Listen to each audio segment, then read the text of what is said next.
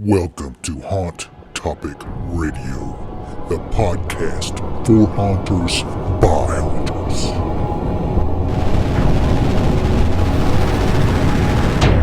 These are our scary visions.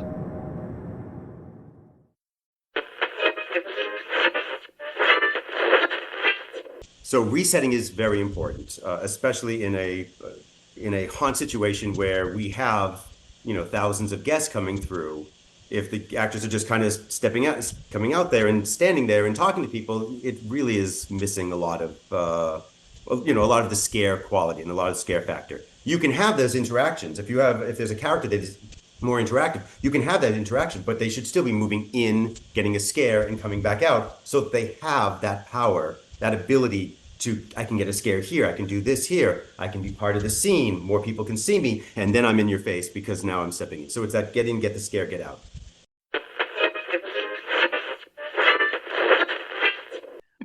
If you are a member of our Hunter's Toolbox group, you can join our Zoom link.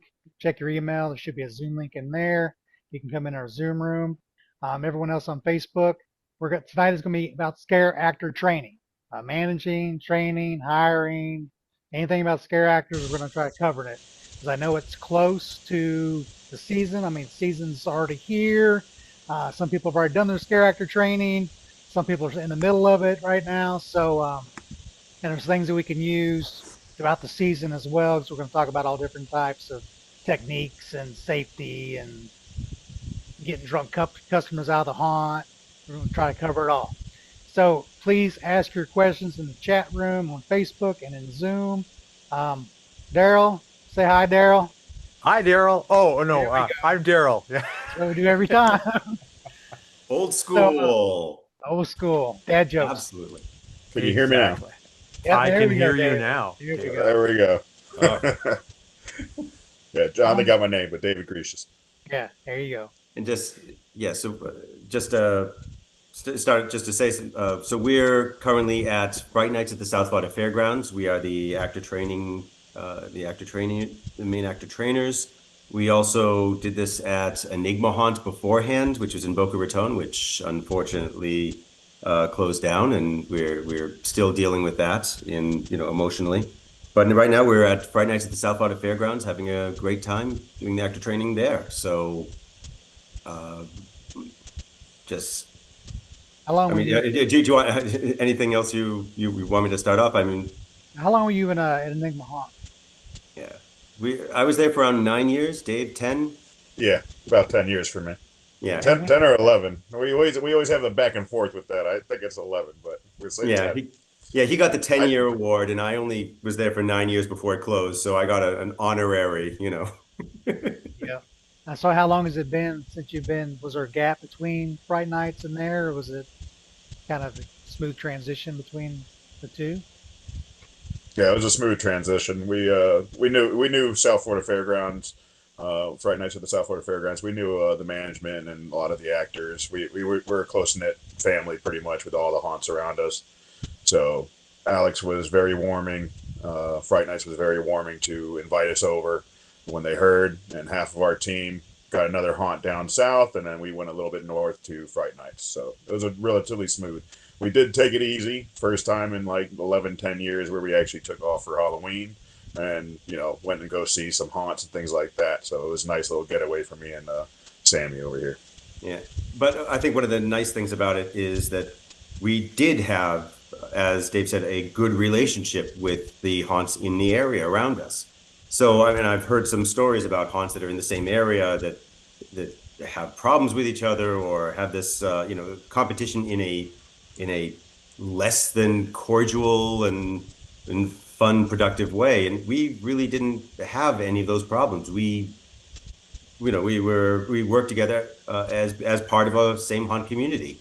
So when Enigma Haunt closed down, they kind of adopted us, and some, half the crew went to Fright Nights and half the crew opened up their own. So, a little bit further south. I think that's a good story for the idea of haunts getting together and cooperating. Yes. What was your the crew size? Was it a smaller crew size, the bigger crew size, or was it about the same? it was a much smaller crew at Enigma Haunt. So we had anywhere from, so on paper, at some point, it seemed like we sometimes maybe had 60 to 80, but I would not say that that is what we had in the haunt at any time. Yeah. We had about average, it was like 30 to 40, and we hit 90, but that was like, small haunt, first time, like first day that most of the people were there, and then, first day, first weekend, and everybody's like, oh, this is too much. And we had a lot of fallout over the weeks and things like that. But our average like crew was like 30 to 40 people that were there constantly and going crazy. And it felt like 100. And now we're working with actually 150. So we have both the smaller, more intimate haunt and the larger haunt experience, working through both of those different styles. And they are different animals to work with for training, coordinating, pretty much everything. I think Scarlet badges are one of the smartest things I've seen in the industry in a really long time.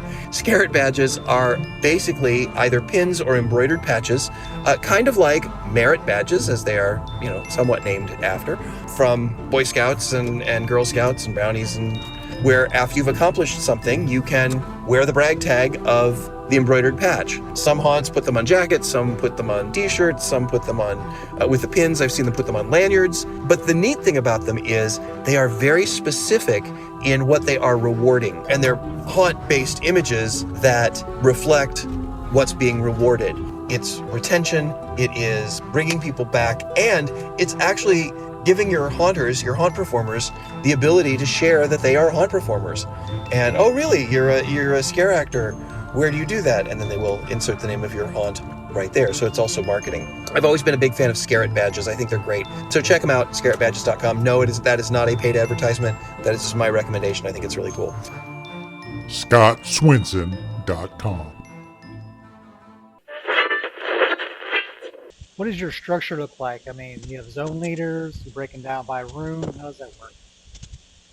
You want to take it, Jonathan? You want me to? Yeah, you take that. That's, Yeah, we have, since we have 4 houses inside one building, and then we have the outside midway area, 2 scare zones, we have at least 5 house leaders every year, depending on how many houses we have. This year we have 4 houses inside and 1 scare zone, or 2 scare zones outside, so we have 5 house leaders total, and then we have 4 breakers for each haunt inside, and then we have 2 extra breakers outside.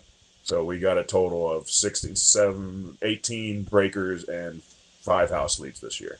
So they all go through their own training, and they got to take care of all the actors and make sure the haunt runs smooth. That's what their main goal is.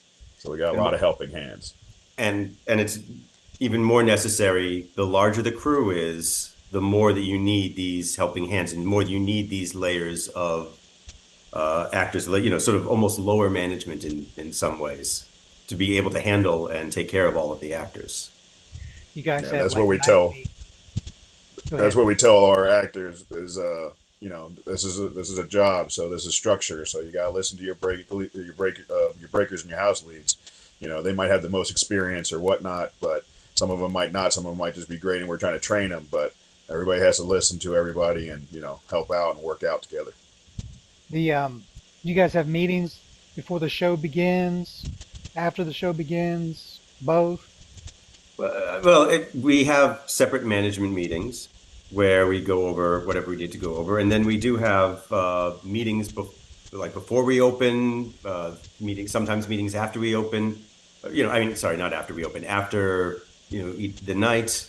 Some nights it's just a thank you very much and let them go. Sometimes we have food there, So we have meetings.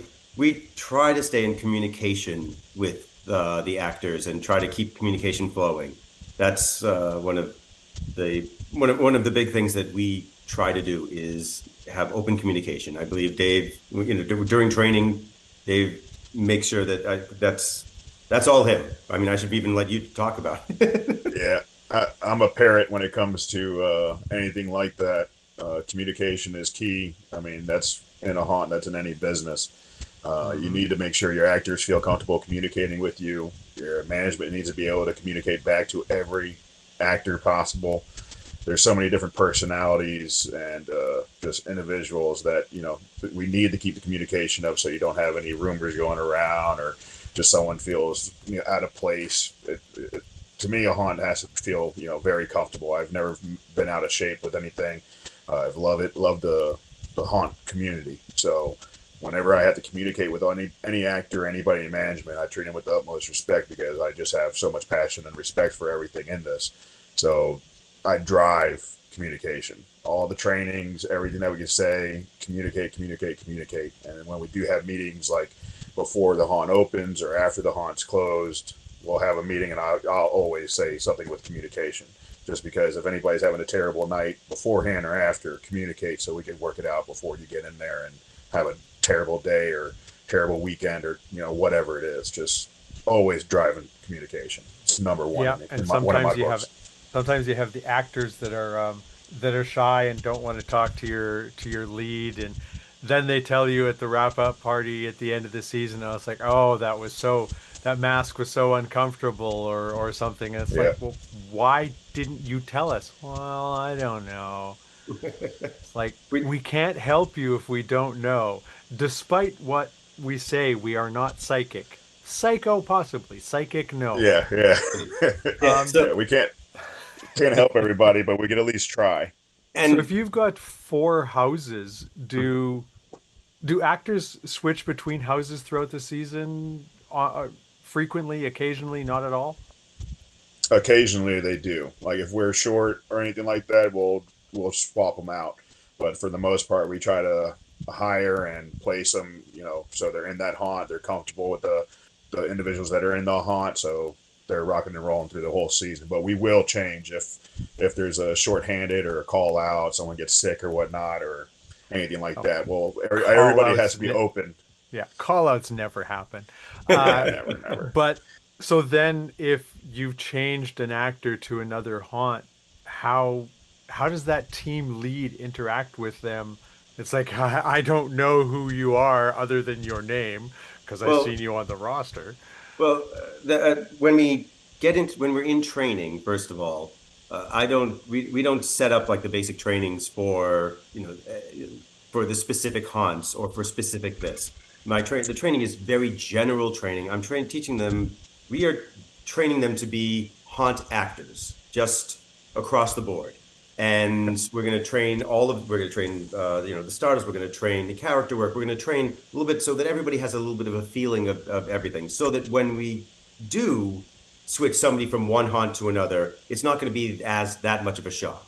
It's probably going to be more of a shock for the costumer than it is for the team. Because even during the trainings, we're now, as Dave said, we're instilling the communication. We also have the house leads up with us to help out with the training, so that they are always in front. So the actors are seeing who they are, so that even if we're kind of switching around, we still have that communication. It's not suddenly, oh, here's a brand new person in a brand new place and they're lost. They shouldn't be lost. And we work very hard to make sure that nobody's lost. Yeah, and on that point, we have the house leaders and breakers, and we train them to make sure they're taking care of our actors. But now with the Fright Nights, now me and John, then we have a training team, so we have 2 to 3 other individuals at least always helping us out that are part of our team that know all the trainings, knows how we have separate meetings by ourselves, and when we place an actor in there, then someone has to go and show that actor what's required of them. So get them feel comfortable, but we don't just like, here, go to this house, you're doing this. We'll usually try to go in there, and we do it throughout the night. We'll go in there and help them out and tell them exactly how it's supposed to work and how they feeling. So we'll go check on that person every once in a while. So constant communication, constant training. Training does not stop at just the actor trainings that we run. It's also during the season, we're constantly trying to check up on them. How do you guys, I know we used to have a Facebook group and then some people didn't use Facebook group. You guys use text messaging, other platforms? We use Facebook when they get hired. We try to make sure we take anybody out that's no longer with us for years or definitely any problem childs. Usually not that too many of those, but we'll remove them from it.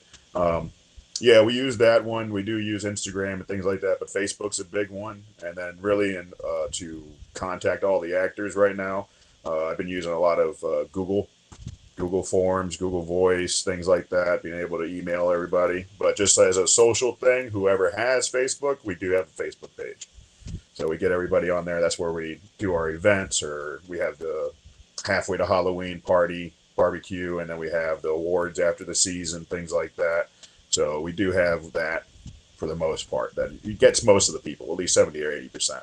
Yeah, I know, especially managing over 100 people. That, like I was doing like text groups, 'cause I only Yeah. had a small number of people. So I can imagine trying to manage over 100 people in a text message. That'd be Yeah, hectic. Yeah. it's emails. So, Emails have been great, even though a lot of people, don't use email. Definitely newer, younger generations, they just have an email and it fills with spam and it gets full, and then they don't respond because they don't see it or you're not able to get it. But I tell everybody I'm using Google Forms. I'm emailing you guys all this information. If you don't use your emails, use it for this. Empty everything you got in it. Obviously, it's useless, and just keep an eye out for my email. I do my best to communicate with you, so I send them all the forms or anything I need filled out, or just helpful information throughout the season, even before Yeah, the we've season. got two different Facebook groups for ours. Currently, this year we've got 150 to 160 actors.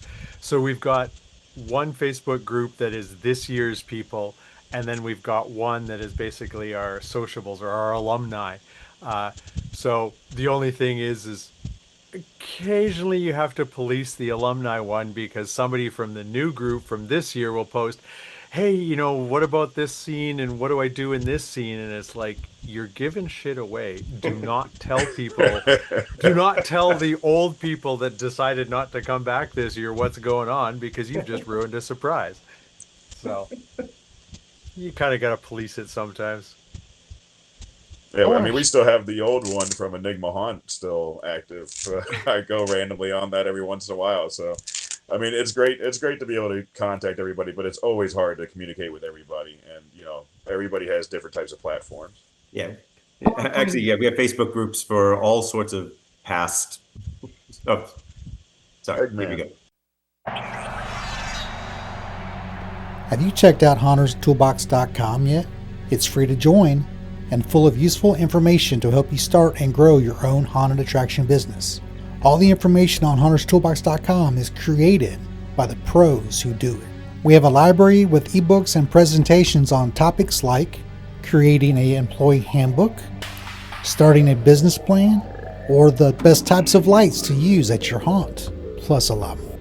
You get instant access to the library plus free video masterclasses by the experts in the haunt industry.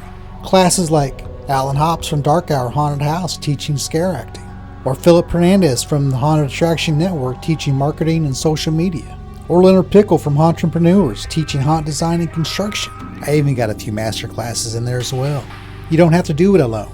Let us help you.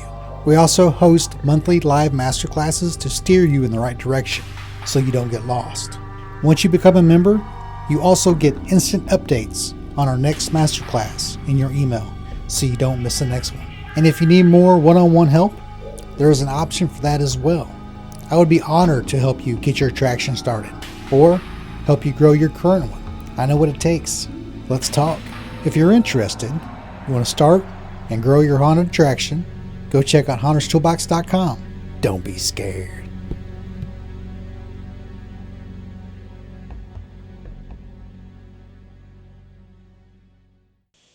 Let's play this video real quick. This kind of gives. This is on the Fright Nights website, SouthFloridaFair.com. You guys want to check out Fright Nights? Your season of terror has begun. It's time for Fright Nights at the South Florida Fairgrounds. The scares, the thrills, the fun. It's all waiting for you.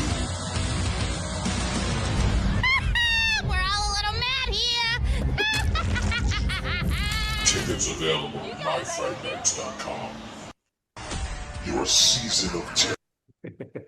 So when it comes to the fairgrounds, are you guys completely away from the fairgrounds or kind of mingled in there?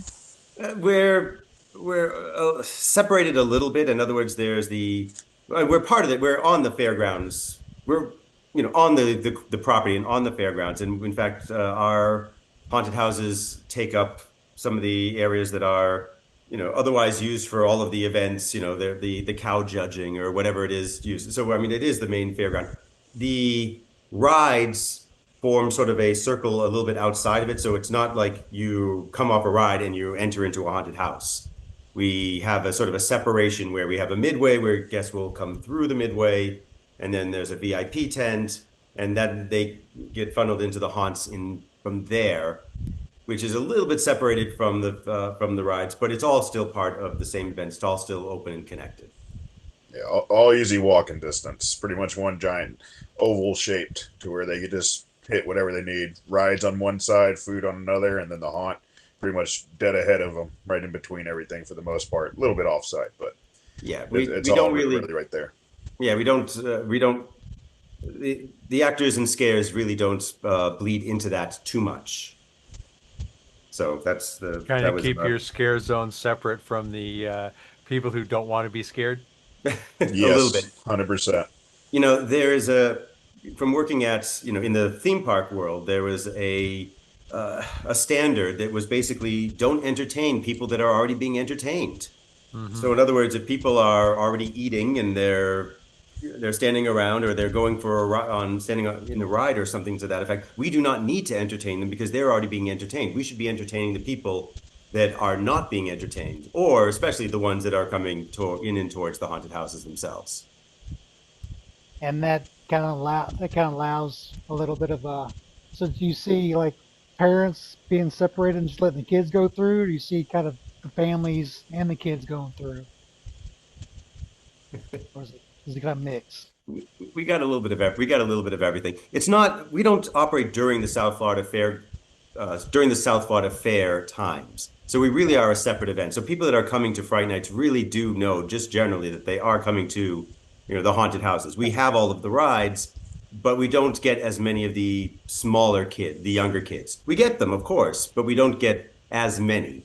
Where the smaller kids are more likely to go to our sort of attached group, which is the Yesteryear Village. I believe that they have a Halloween event as well they have a Halloween event for the younger kids, so that we try not to have the younger kids coming through the haunted house where we're going to terrify them. So There has to be a adult on the premises for the kids that do show up. So we are enforcing that. So they have to have an adult on site. what's the from the very beginning?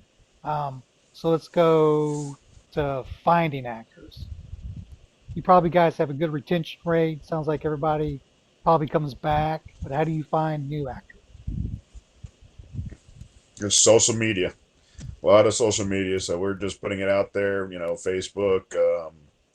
All of the social media outlets, as many as possible. We're putting it out there and just blasting it.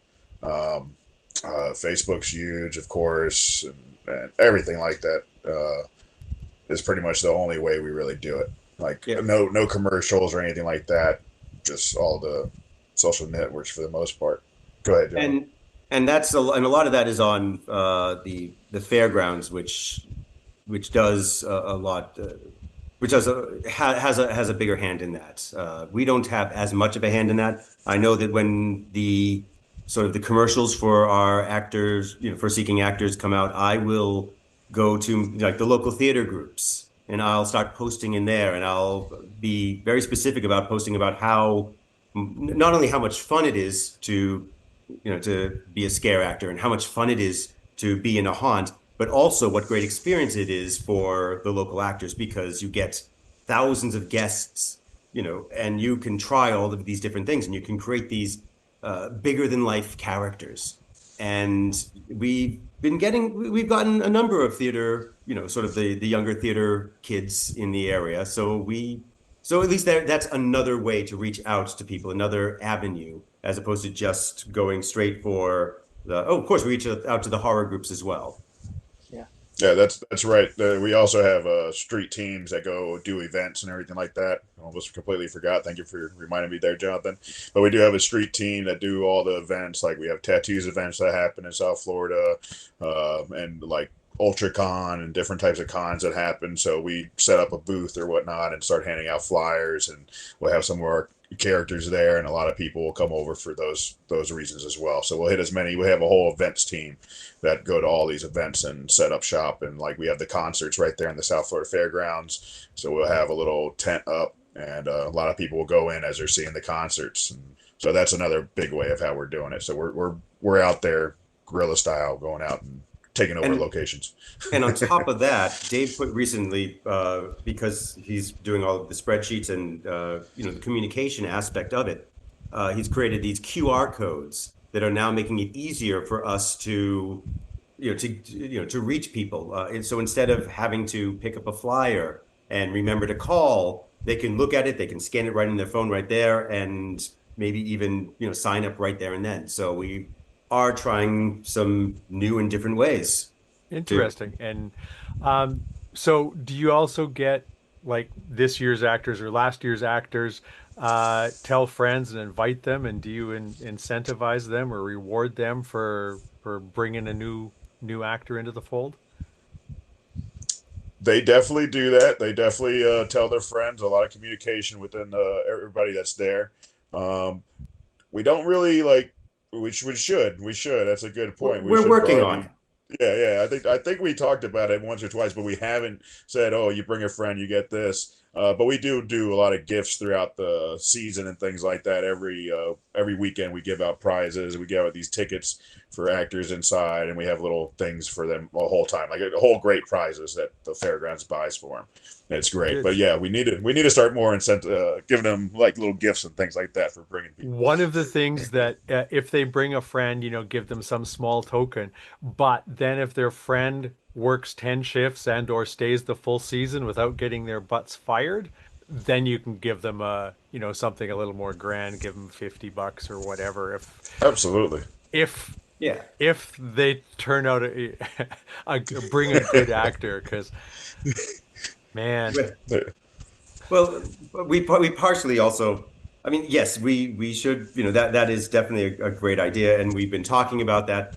But part of it is just, we encourage bringing the friends because people are having such a great time that they want to bring their friends. I mean, yeah. that's one of the things that we try to promote both in the training and in pretty much everything that we do is promoting that passion because we have it, we're coming back, we love it so much, and if we love it, then we just naturally want to bring friends in so that we can share that with them. So we hope that, and I think that is working well. We actually had a number of people that are just bringing their friends in because they're having such a great time.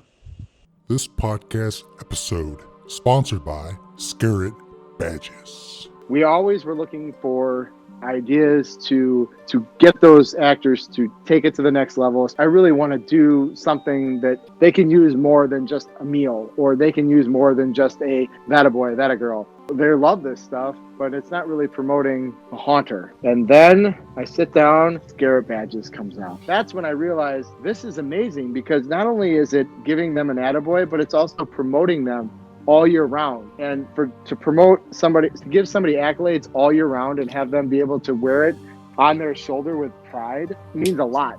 This right here says this is who nailed it on this day in this year for the rest of their life, for the rest of their haunting life. And that's what I really love about this product is you're able to give haunting to somebody an attaboy 365 days a year. And so hats off to you guys. I think this is a great product and I wish you the best of luck because it's awesome. Get your Scare Badges at scarebadges.com. Now, do you guys do an audition process or an interview process with people that want to be actors? So our current format is twofold. What we've been doing recently, we've done twice in the past 3 years, is that we have an open actor training, sort of an introduction to haunt acting that's open to anybody.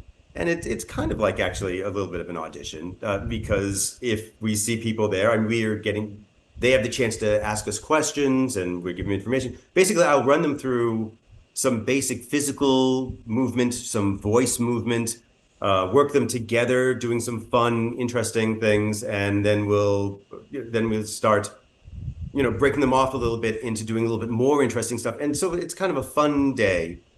And people that maybe they had no idea if they wanted to do this or not, if they show up, if they have a great time, maybe they will join. And so that's our Oprah and actor training, which is sort of almost like a hidden audition for us to find and capture people based on just the idea of, hey, this is a free chance to see what it's like. And then after that, then we have our main casting call, which is we have a large auditorium and, all of the social media. Hopefully we'll get as many people there as we can.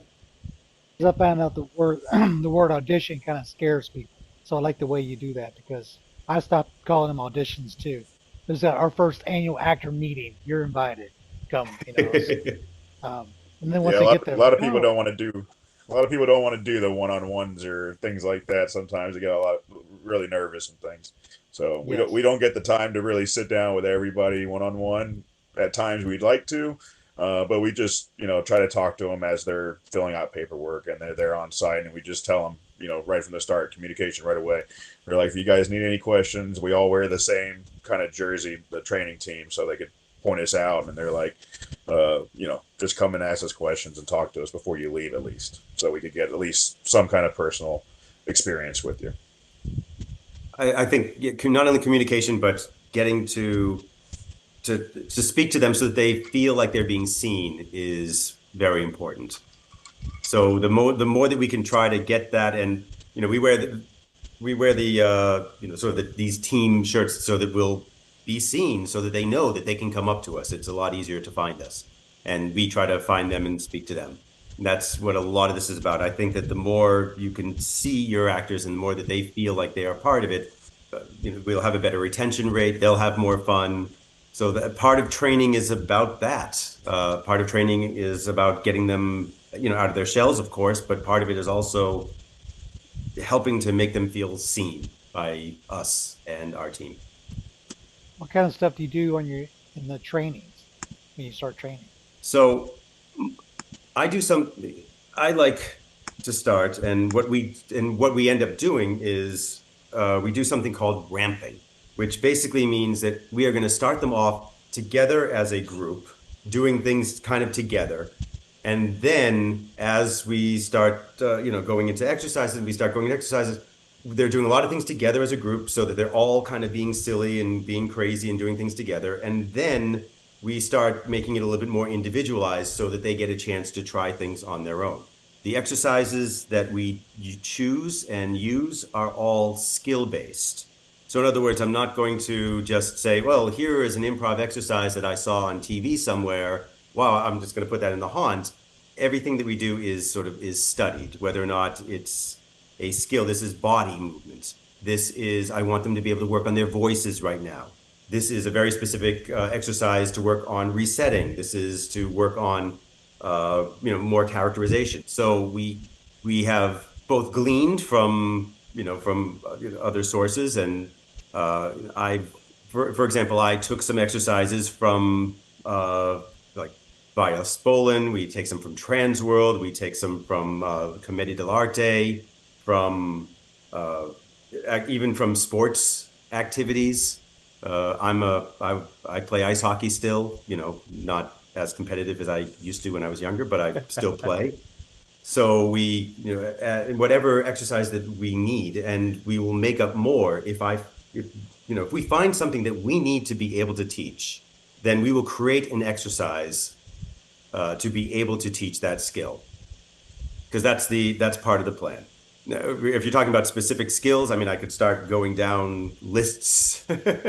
Maybe just so the listeners have a little bit of context, can you maybe give us a couple of examples? Like, what do you do for specific movement training, or what do you do for resetting? Which I'm intrigued on how you teach resetting.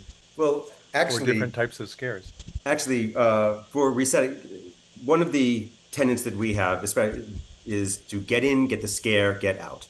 which is a little bit of, it's kind of stolen from clown college, which is get in, get the laugh, get out. But for me, for us, it's get in, get the scare, get out, because that really is, what a lot of it is about. We really want people to get in and you get the scare and then reset. It's when the actors come back out, when they go back either back to their hole or just to take a step back, that's when they have power, because now they can go in and get a scare again, as opposed to when the guests come by, popping out and then, oh, I'm just going to talk to you while you're passing. So resetting is very important, especially in a haunt situation where we have, thousands of guests coming through. If the actors are just kind of coming out there and standing there and talking to people, it really is missing a lot of, a lot of the scare quality and a lot of the scare factor. You can have those interactions. If there's a character that is more interactive, you can have that interaction, but they should still be moving in, getting a scare and coming back out, so that they have that power, that ability to, I can get a scare here, I can do this here, I can be part of the scene, more people can see me, and then I'm in your face because now I'm stepping in. So it's that get in, get the scare, get out. One of the ways that we teach, sorry, go ahead. No, go ahead. I just want to see. I want to go. I want to know where you're going with it. Like, I want to see if you're going to say what I'm thinking. Go ahead. Okay, I was going to get to one of the exercises that I do right away, which is kind of a warm up, and it's called Yes Let's. And this is a warm up exercise just for the sake of getting everybody doing kind of silly things together. And this is a standard old style improv exercise where one person starts and says, "Let's all play baseball." And everybody says, "Yes, let's." And then we all play baseball for a couple seconds. And then we're supposed to get back in line and look for the next person. And it can be as, silly or whatever. Let's all, get eaten by ants or stung by bees or be dinosaurs of some sort, serving dinner. And it goes around and people are having a great time. And it really is a great icebreaker. It warms people up and everybody's doing silly things at the same time, so nobody feels like it's on top of them. And then after we start going around, maybe the fifth person or so, I'll step in and say, now we're adding on to this. What you need to be doing is, after you get in and do your thing, you need to reset. And here's why. And I explain, of course, that, if they're so involved with what they're doing, that the guests come in and they're going to, catch them out of position, and it's not going to be fun for them because they're not going to get the scare. And so they need to start getting back. So now I'm using a fun warm-up exercise, but also teaching the idea right from the start of getting in and resetting, of having to reset. So I'm using that as both at the same time. Was that where you thought I was going to go, or no? Oh, I was hoping you were going to go for the crazy one that you did this season. But Yes Let's was a great one, because it does. They have to pay attention. It gets real loud. Everybody does things, but you have to pay attention to all your other actors and things around you. So to get in, do the game, everybody be T-Rexes tying your shoes and everybody's going crazy. You have to get back and play so you can hear what's happening. So that's a great one for popping in and getting the scare and coming back out. The other one that you did this year was we need to tweak a little bit, but it was great. It was the balloon one you did. Oh, yes. So the balloon one was good.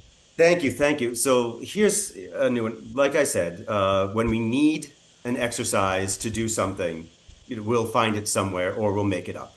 One of the things that I want to teach, a lot of scare acting is actually doing that, moving forward and back. There's a lot of balance that's involved in that. There is this movement. We want the actors to be dynamic, and I know that somebody else owns that word, so I apologize about that. We want to have them to have power in their movement.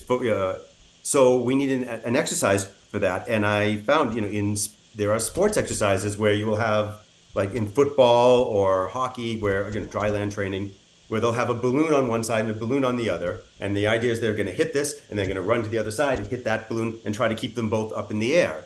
And what it does is it keeps the actors moving back and forth. Yes, it needs to be tweaked because we didn't have it, run perfectly this time, but the idea was there, and we did get them to get the idea of moving and keeping their balance and moving quickly.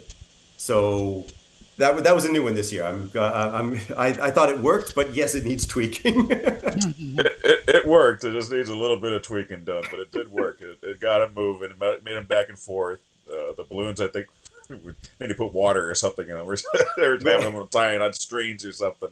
Because the whole point is like they're going over, they're hitting one balloon up, and then they're going to get the other one, and they're making sure it doesn't go down on the floor. So it gives them that short distance to kind of move. But some of the balloons were just going everywhere. Yeah, Right. but And then also for that, he also what he also did this year was he got some of the training actor trainers or the breakers or house leads that were helping us, and we just be in a they'll go in a line like guest, and then we'll have the actors go in, get the scare at multiple heights, multiple distances, and go in, get the scare, whether it's three, because we're saying every guest should be able to try to get a scare. So if you have a line of 10 to 15 people, try to get as many pop out scares as possible. So we actually have, a guest line go down, and then we had the actors popping in from different angles, just in front of everybody, so everybody gets to see exactly what needs to be done. now it's an open room scare, so I tell them right from the start, the point isn't to actually scare them, because there's no costumes, there's no lights, there's nothing, and everybody sees you at the whole time. So the idea is to work on the form of the action stepping out. And we teach this, we use what I call the Dolly method, which is distance, angles, levels, and intensity. So, of course, distance, a lot of haunts talk about distance, it's outside of the guest arm length. You can break it if, in certain ways. Angles is whether or not you're coming, sort of front, from the side, from behind. Levels, head, top, medium, waist, feet, and then intensity, how hard you go out, or whether it's a light scare, or whether or not it's a full-on, full charge. And by mixing and matching these different ideas, you can have, even from one scare point, with a group of 6 to 8 people, you can have 3 or 4 different scares, even just from one doorway. You can start with a low, quick scare, and then a harsh, broadside. Then maybe another quick medium scare, and then chase somebody from behind. And that's all from one scare point. So, especially for the newer actors who have not done anything like this before, I try to use the newer actors and have these open room scares. They're standing, a couple of them in a line with a little bit distance apart. A couple of the actors go, walking by as guests, and they're going to step out and they're going to try angles, try distance, try levels. And so they get the idea of this. It's I call it open room scares.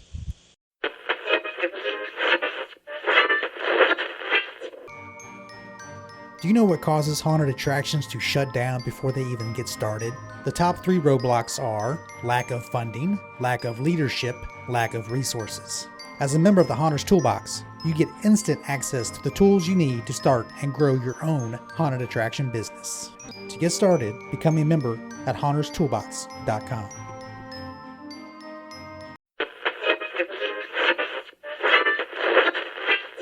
Yeah, and then one last thing that I got is that since it is difficult to get people to go get the scare and come back, and they just want to be the center of attention sometimes, this year we actually showed them a video that that Jonathan pretty much created. So we actually did the video, me and you, yeah.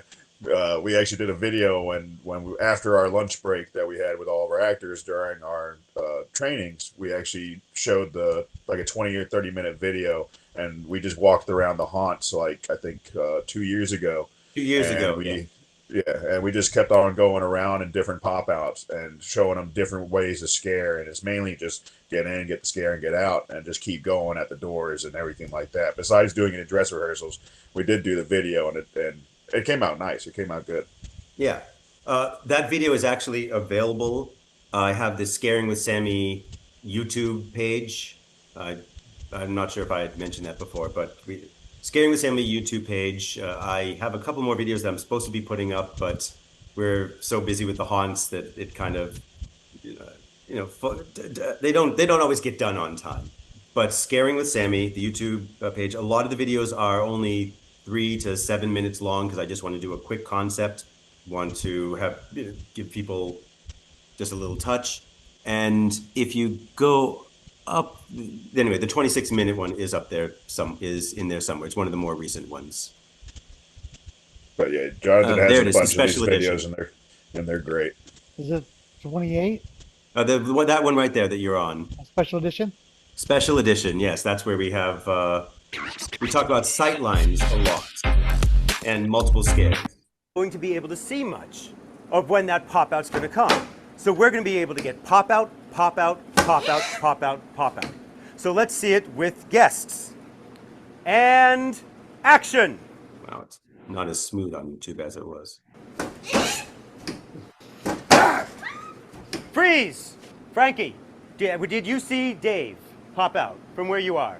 Didn't see a thing. And you're only 2 people back.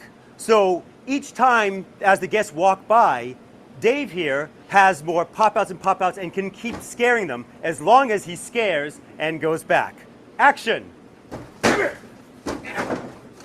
And cut.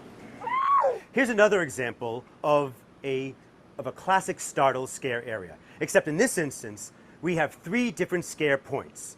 So as the guests are coming in, kind of where the camera is right now, we have this first pop. Then the guests are coming through. They're coming through. This is Lady Hockley's room, and Lady Hockley is doing her thing. And the guests are walking around, and we have a second pop. And then the guests come through, and they're coming into the garden. And as they're walking through, there is a third pop.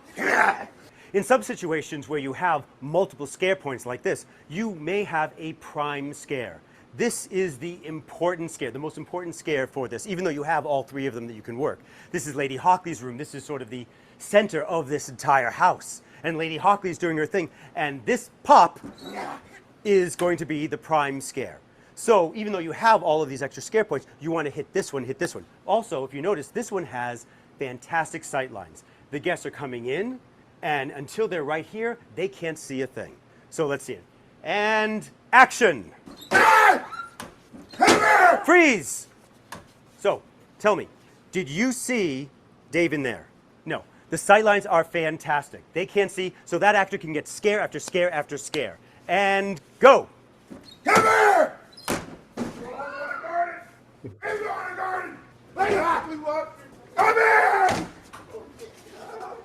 And that's the end of one of our actors. Cut. So part of the, and we go into a little bit more than just the pop-out scares.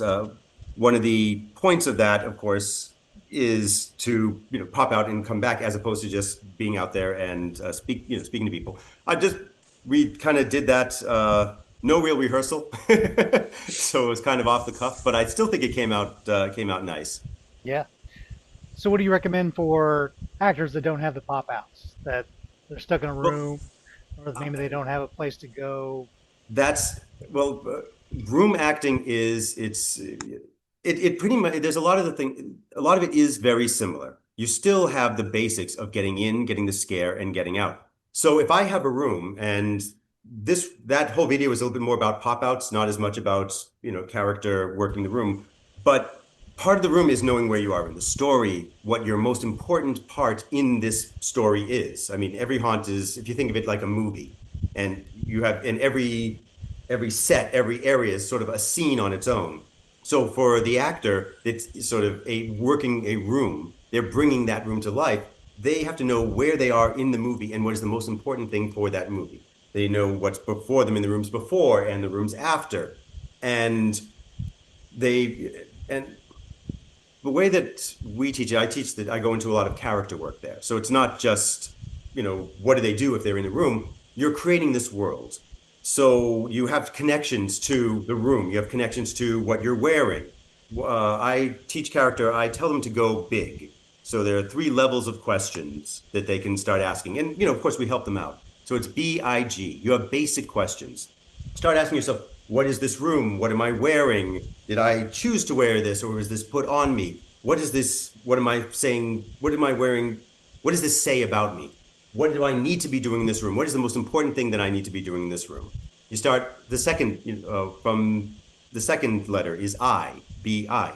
I is imagination, where you start getting a little bit more intricate into those questions. So what is my relationship to the other people that are in these areas? Am I friends with this person here? If we're in a pirate ship, is the captain, trying to kill me? Am I trying to mutiny? And you start asking questions about why you are in this situation, so that you get an idea of who you are as a character. And then the third letter there is the G for guests. And this is the part that I think that a lot of actors, scare actors miss. You'll hear a lot, everybody says, you don't say get out, go away. And I think that part of the reason why people say that is because they don't have any connection to the guests as they're coming through.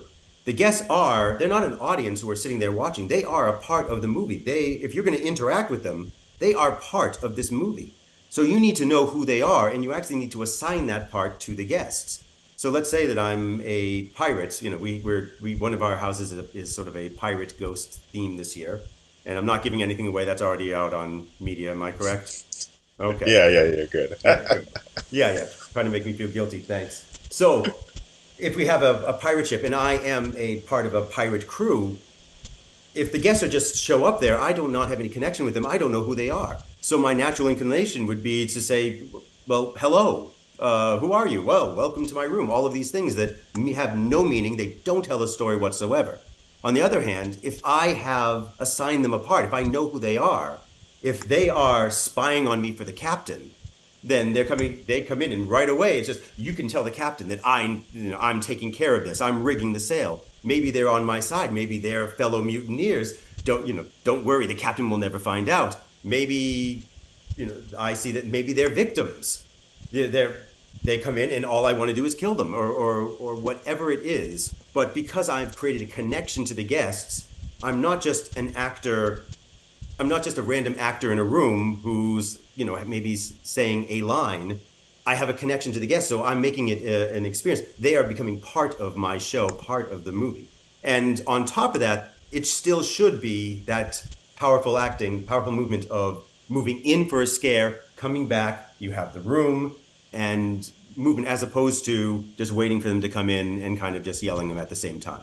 Did that kind of answer a little bit of the question of how we approach actors working a room? Yeah, that I think it Okay. Answering those questions, your basics, imagination or the embellishment of those characters and the questions, involving the guests is something that that's exactly why people say get out or help me, right? And both of those are cliche, they're tropes. You don't want to do those. By involving the guests as members of the movie, this is worth the price of admission. This is why people come to see us. Yeah, and just to sort of piggyback on that a little bit, one of the things that I like to do is I like to take a look at what some things that are done and that aren't really, for example, like you said, they're cliche and trope. Why do so many people say get out, go away? And I think then that's one of the reasons. So one of the other things that I do teach, when we're going through sort of techniques, one of the things that we teach our actors is to give them the why, not the what. So go away, get out, go that way. These are whats. And, even things like welcome and hello, these are whats. They don't really mean anything. They don't have any connection to a story. They're kind of wasted words. On the other hand, if you give them the why, if the actors can give them the why you're saying this, first of all, it's going to communicate the same thing anyway, but it's going to give them part of the story. So let's say that I'm a ghost in a graveyard and the guests are coming in. To me, they're I'm living in this graveyard. This is my world, and and I should be here by myself. I'm reveling in the memories that I have, or whatever it is. I'm asking myself these questions. Why do I want to be alone in here? These are my memories that are surrounding me. So when the guests come in, instead of saying get out because I want them to get out, I'm going to give them the why. You can't have her memories. These memories belong to me. My world is shattering, and these phrases, they're still telling the guests to get out, but instead of giving the what, get out, which means nothing, I'm giving the why. So now the guests have part of a story that they're connecting to. And if I can raise that question in their head, if I can get them thinking, then of course it's easier to scare. It's also bringing them into our world, which is part of the storytelling. So why not what is one of the concepts that we really try to teach. You're immersing that customer in it, and it makes a better experience, but it's also more fun for the actor too once they understand that why versus what. That I will revel in the fact that I scared somebody by telling them why, as opposed to get out of my room. What are you doing here? It makes the scare actor more involved in their character too, because yes, keeps them kind of grounded in that character. In it, like you hear some Hollywood movie actors start preparing the movie for the movie a year. You know, they're getting old, getting the character down, living the character, watching reading the script. Some actors do that. They just like the first 6 months are like, I am who I am. You know, don't even Method acting. method actor. Yeah. So, and I've had some good actors in my house that have acted just like that. You could not get them out of character, no matter what you did.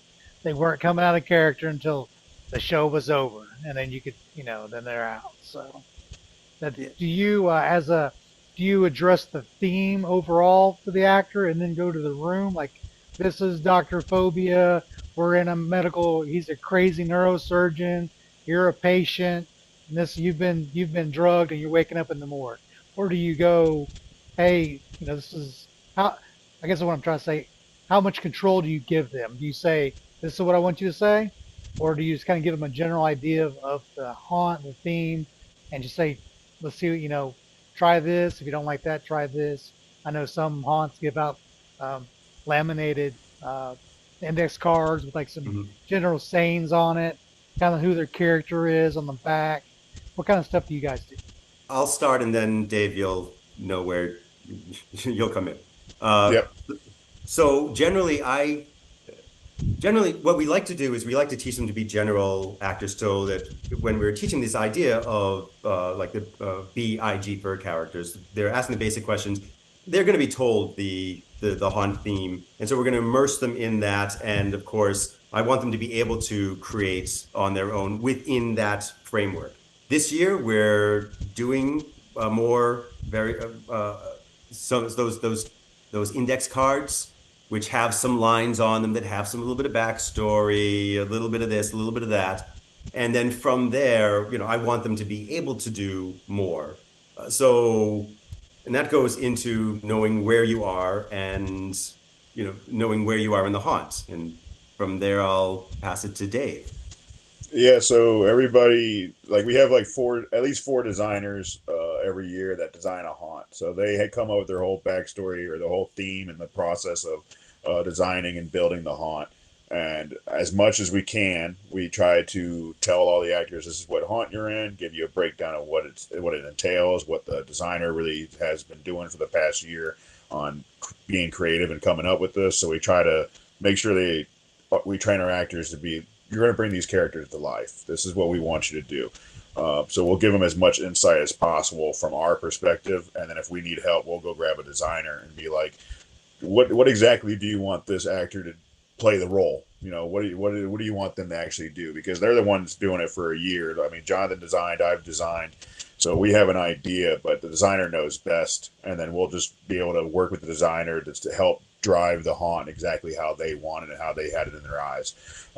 Obviously, tweaks can happen if we think maybe this is a little easier, a little bit harder, whatever it is, but we'll work it to start to finish. Like, this is what room it is, and this is how to go back on the last question too, with how to train actors that are running a room for the most part. I mean, the video that we have also that he showed also has like distraction scares, so you don't have to be this big center of attention as well. But you have to know the room in front of you, know the room that you're in, and know the room afterwards. If you know all that, then you can tell them where they're going, where they're coming from, do all that. That's my easiest way of saying it. What's the room in front of you? What's the thought process on that? So the same thing with the design. So we have to tell that actor, the whole setup in that room, why you're in that room, what it is. So we tell them that per the design, and then the room that the next actor's in, and then the room the next actor's in, and we just make sure they're communicating as they're going through. I'm going to keep saying communication, but they're going to keep communicating with the rooms that are 1, 2, 3, keep going all the way snake through the haunt. So we do put it out there, and now the designers are putting more cue cards together so they could give them helpful hints. So if we're not around and they draw a blank, they can read the card and be like, "Oh, okay, let me get back on track." And I could stutter the whole time. Sometimes you get the adrenaline going. You go all crazy. You start stuttering. I tell all the actors, I'm like, if you just start saying gibberish, say gibberish until you collect yourself, and then just think about what room you're in and everything, and just start over again. No one's gonna know. Being a crazy person's great, and that's what we're all here for. Mm-hmm. You almost went into bleeding into the rooms before back. I was looking for that. Yeah, well, bleeding is in the room. if you know the layout, if you know the design, the best way to do it, besides us telling them and the designer, is that they're working with the actors. You know, the room in the front. If I always tell my actors, like, we'll set you up for like 3 or 4 different places to scare from. If it's ever slow or whatever it is, you could help the actor ahead of you or before you by being the distraction. Go into that set for a little bit if it's close by. You know, it all depends on how the rooms are, obviously, and it's designed. But I tell my actors, like, if you have the time, go into that room before, be the distraction, even if you're right by the door and you're just like on the wall and just scraping or saying some words related to that room and going into your room. Get the eyes of the customers on you, and let your friend, your customer, or your fellow actor in a way, you know, use you as a distraction and get the scare. And then when they go into your room, maybe that person chases them through, you know, pushes them into your room, and then the other actor is doing the same thing for you, depending on how of course the flow of the customers are. But I always tell my actors is like, it's definitely depending on the layout of the haunt. But if you could go into another room just slightly, just for a second or two, whatever, it doesn't have to be long. Whether you're pushing someone into it or you're going into the one beforehand, I'm like, just work together and just build those character relationships, because you're right there. There's only a wall. Unless you're taking a giant U-turn and you don't, you know, you're like a giant lap around, and then you're never going to see this one character because it has no theme process. I'm like, if you're right there in a strip and you're going through a store front to the store, you know, freezer or whatever it is, all of you should be able to communicate because you're all on the same roof. I'm like, just communicate throughout and just keep leading in within the scenes and just have fun with it. That's how I tell them to do it, so they can learn it. Yeah, bleeding into the rooms before and after. Yep. Yeah, that's what I try to teach too. And it's you're right.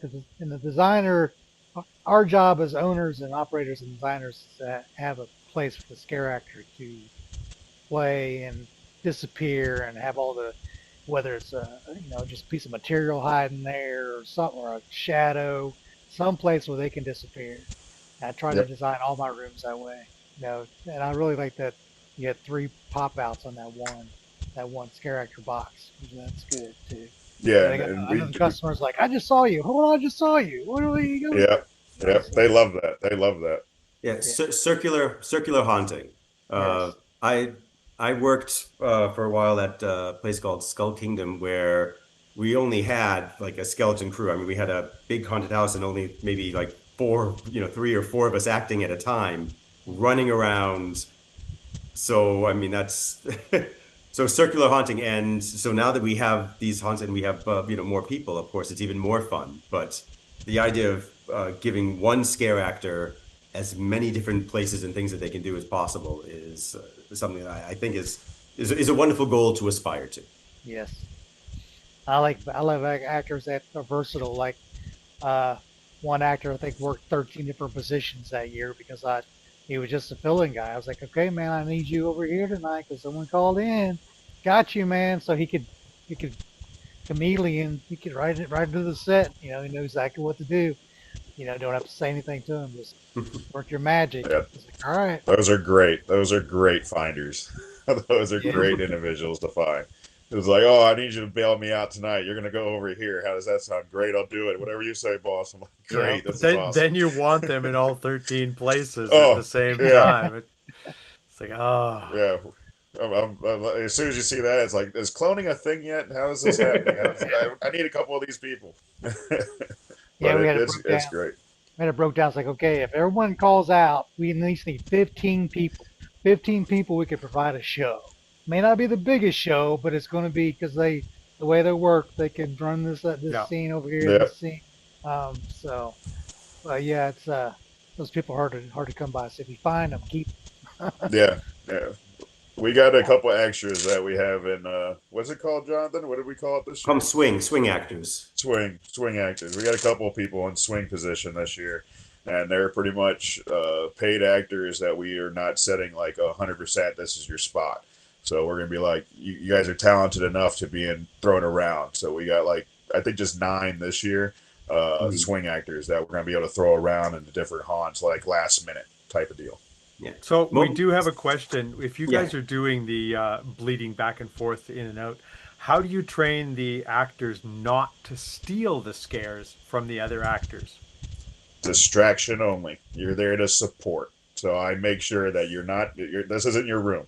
I'm like, I want you to work together, but you have to just drill it in their heads. Is like, listen, you can, and I show them, anything. If I could, I'll do whatever it has to do in the haunt. So they have to be willing to do the same thing and be respectful. So what I do is I just, I'll show them exactly what I mean. And it's usually you're taking 2 feet in a room. You're not in that room. You're not in their cubby hole. You're not really anywhere near them for the most part, because you want to be opposite end from the actor that's in that actual room. So I'll just be like right next to the door, even if I'm just screaming and they don't even see me, but I'm like closer to that entrance of when or the exit from their leaving, and I'm in the other room. So I just make sure I tell the actors, just work together. You're not going to steal their scare. Come up with some kind of line or some kind of bang or something like that to where it shows where they're at, but don't go into the room and don't take the scare. I just tell them that the whole time, but you're only a couple feet in, if any. It's communication, and yeah, and of course every it's going to be very position specific. So very often, and we're checking through, so we'll see if there's a problem, and if there is a problem, somebody is going to tell us. But bleeding in, really, it should be, as we're discussing it's all communication, so that it's not a situation where they are stealing scare. If somebody is, then it becomes a problem, and we're going to take care of that. Right. Okay. Yeah, I haven't had too many issues with No. it. Like you could even have one actor in there. It all depends on, obviously, Enigma Haunt, we were allowed to do a lot more because it was a lot less people. It wasn't thousands and thousands of people every night, maybe a couple hundred some night.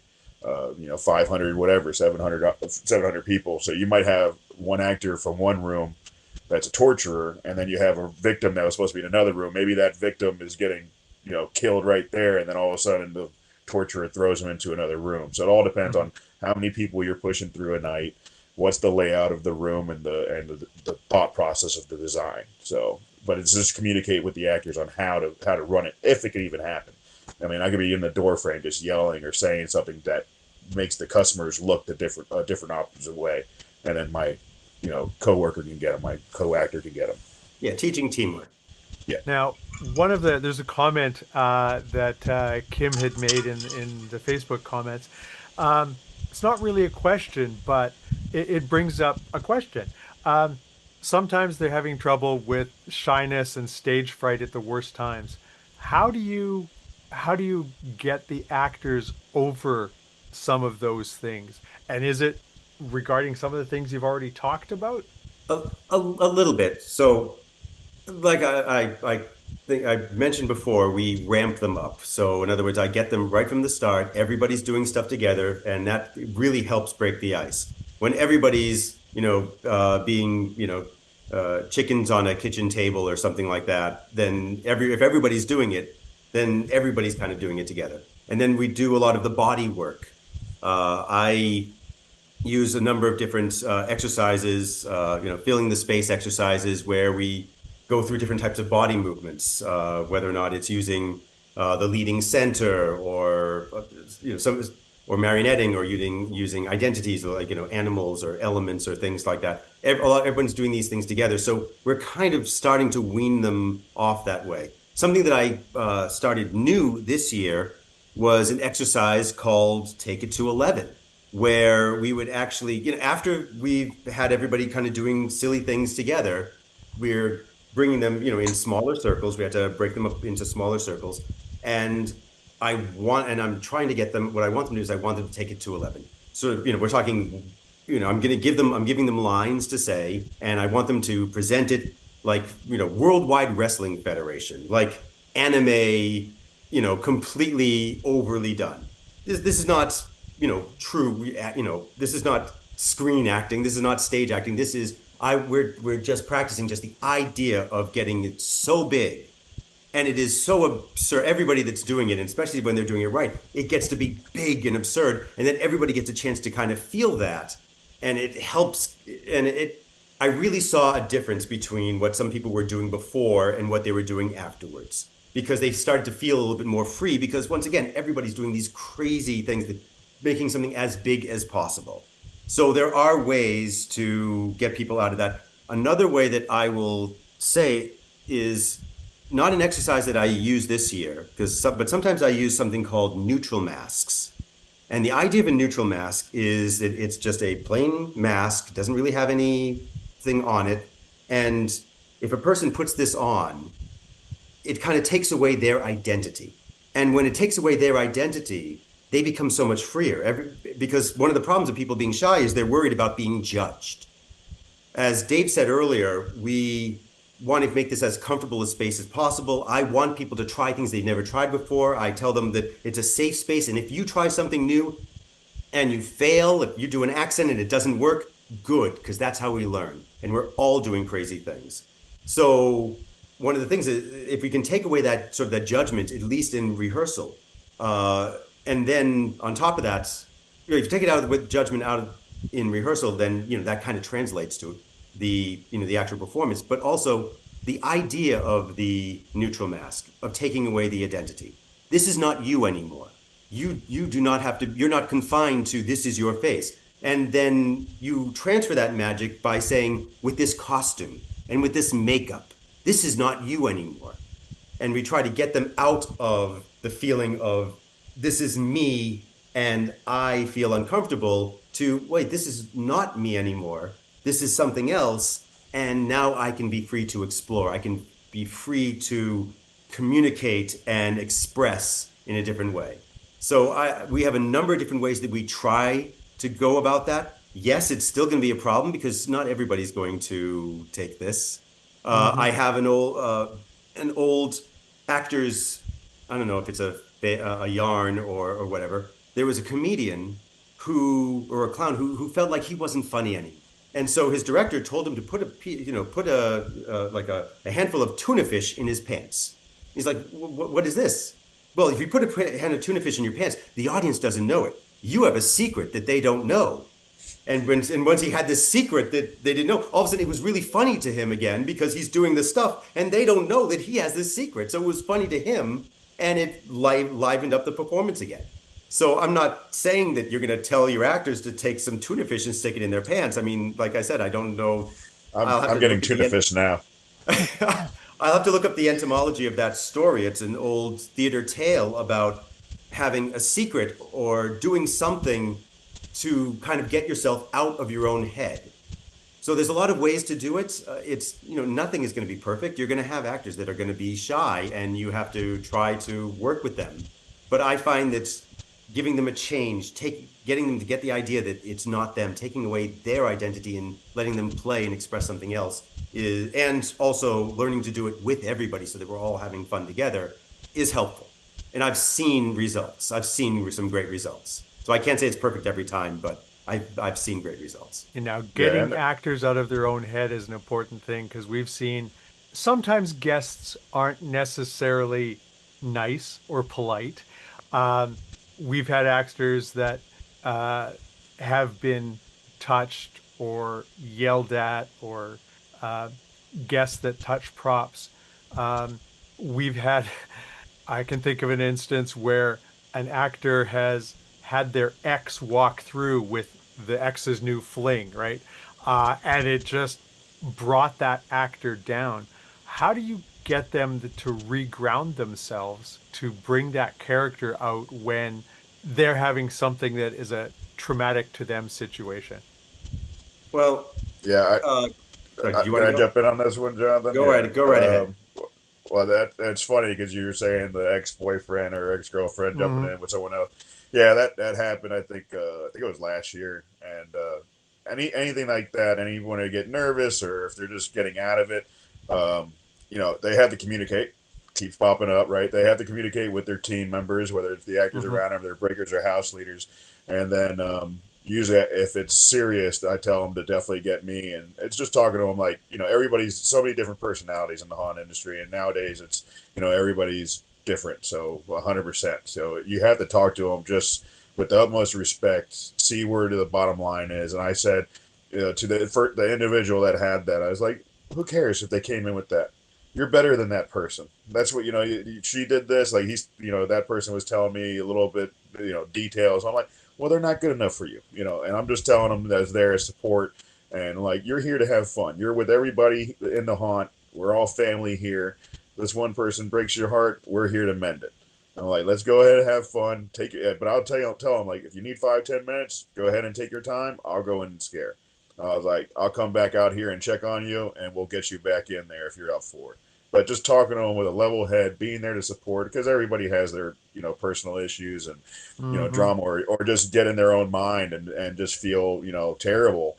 I always say, because it's true to me in a way. It's like, this is the best thing that's ever happened. Working in the haunt industry, being able to just go out there and scream and have fun and do crazy stuff, and it's the best part of it for me. The best part of the year, being with any of my actors and being able to scare. So it's just, hey, relax. You're here with the family.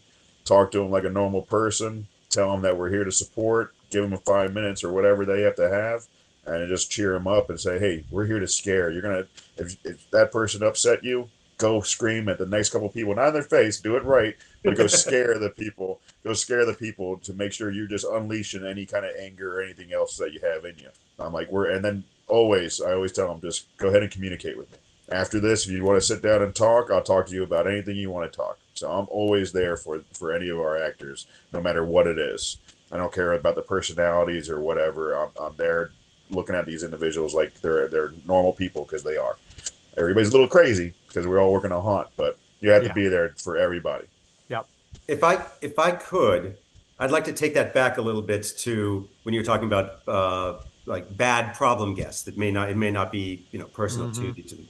So one of the things that we do is we want to give the actors the confidence. So one of the things that we do is that we're going to tell them right away that there are going to be bad guests and there are going to be problems. And we have a safety regimen, on how to not create the bad guests, how not to, how to identify and how to communicate so that we're aware of the bad guests, how to scare safely so that you are not, putting yourself in danger, how to use props safely so that you are not, putting, well, that's even more for the guests, not putting them in danger. But we have a whole regimen. A safety regimen, whether or not it's getting in, getting scared, getting out, scaring with the buffer hand so that you are protecting yourself, scaring using distances, and so we have this regimen about how to be aware of the guests, how to deal with the guests, how to scare and scare safely, to give them a little bit of confidence in how so that they don't cause the problems or can reduce those problems. And then we talk to them about what happens when there is a problem. And we really we take this time separately. So it's not just, oh, here we're training. And by the way, if this happens, we really take this as a separate time. We sit them down in a room and hear, this is your safety talk. And we're there for 30 minutes to 45 minutes or so, depending on how many questions there are, where we really just go through all of this. And we explain to them, we get the point across that it's not about them, that we don't, well, here, I'll say, so I take directly from, Alan Hops said this, and there's no better way to say it, so I'm just going to give credit where it's due. He said that we've already won. So when the actors feel like they're impressed upon and they want to, respond back with anger or insults or something like that, that's not the way to handle it, because we've already won. We don't need to do that. And once again, I give full credit to Alan Hops for that, for stating it that way, because as a philosophy, it really works. You let the actors know that we've already won. They paid to get in here. They're coming here to see us. We've won. We do not need to insult back. We do not need to try to swing back or get the last word in. If they want to be problems, we tell them to get out of there. There are ways there's ways to avoid bad guests. One of them is to ignore them and just work with the guests that are good. And if the guests are really problems, you get out of there, because I'd rather let the guests argue with a blank wall, not a blank wall, because our haunts are nicely detailed, but argue with a detailed wall. I wasn't trying to hit up this, argued with a nice detailed wall, then argue with an actor. Just get out of there. If they want to be problems, they can pay for an empty room any day of the week. I'm fine with that. And then I try to teach techniques for de-escalating. So for example, I teach deflecting. It's a technique that basically you take the energy and you put it somewhere else. So if somebody comes up to me with, one of those, the insults they say, "You're not scary." And so instead of trying to respond directly to them, well, no, yes, I am scary, or whatever it would be. You're not scary. What is Gary? I'm taking it, I'm misunderstanding it, I'm directing it to somebody else. So I'm going to go take it from them and I'm going to go to somebody else. What, Gary? He's looking for Gary. Have you seen Gary? Have you seen Gary? And so I'm removing it from the direct confrontation with that guest who's trying to be a problem. And I'm turning it on its side and I'm changing the power. So now that guest is, if they're still trying to be a problem, no, I said this. I said you've undercut their power without attacking them back, which is just going to escalate it and cause more of a problem. So yes, most of the time in the haunt, you don't have as much time, but you just ignore it and move on and get to the next people. You bounce back. Bounce back is the phrase that we use. And if you can deflect so that you're kind of, diffusing that situation, diffusing the insult at any rate, and still kind of, winning without escalating it, then that's another way to go about it. Or if you got some kind of prop or some kind of noisemaker that you have a button to, just push the air. And then they forget, laugh at him. That's definitely situational, what's in the room, but those are some definitely good techniques that glad that you are teaching those. Yeah, it's interesting. I try to find things that I guess I do will admit that I look at things a little differently. For example, we do not teach our actors to taunt people or to insult, to abuse them, because that can escalate situations. I would rather that we scare them and just move on rather than escalating a situation. And I know that there's a lot of haunters that sort of swear by, well, no, I'm going to insult them and I'm going to insult them better than they can insult me. Well, sometimes you're going to lose that fight. And even if you do win that fight, let's say that the guests realize that, oh, this person's really good at insulting. I'm not going to get them. You've kind of taught them that this is how we interact. Now they're going to go into the next room where there's somebody smaller who's not as good, and they're ready to start insulting and abusing them. And you never know, and you might catch somebody that you think it's lighthearted abuse or whatever, or you think that you're getting them back, and it's really going to hit them. And now you've created a problem that somebody's going to start swinging. So to me, once again, I know that this is not shared across the board in all, but we teach that we're going to scare and we're going to go after them. We're going to go for their throats, whatever it is. We're going to scare them, not abuse them, so that we can, avoid, escalating problems. We don't want to create the bad apples that are going through the haunt. We're going to do everything that we can. We're going to get in their heads. We're going to scare them, but we're not going to cause those problems. Yeah. So that's part of, and part of all of that, when you put it all together as sort of a philosophy, sort of as an idea, the idea is that we're giving our actors the confidence to understand how this works, so that they can avoid these problems, so you don't get into as many of those situations, and that also gives them the confidence of how to react when it does happen. Do they have go ahead. And then to finish a little bit of that was. I always tell the actors, you always take care of them, you talk to them for a little bit, but there should be so many different types of scares in a haunt, whether it's a drop box or whatever. So if anybody's feeling uncomfortable or having a bad day or whatever, as long as they're talking and you keep that communication open with your actors, and they come up to you and say, oh, I just seen my ex-girlfriend or whatever, or I had a bad time with terrible guests that are being completely rude, and maybe they're in a little bit of a center of attention spot, well, maybe we throw you in a Dropbox and change this actor out, swap someone out. So you can always try to make someone feel more comfortable and more safe. If you need them in that spot, then you got to talk to them and, say, I'll give you a break. Let's see how it goes, blah, blah, blah, blah, blah. But there should be so many different options inside a haunted house to make someone feel comfortable. So just that communication, whether they just feel out of it or it's not for them. How about you try this? Because sometimes a Dropbox or some little pop out or a puppet will be one of the best things that get people to turn around. Yeah, we had a real shy kid. We had a puppet, and that's he came and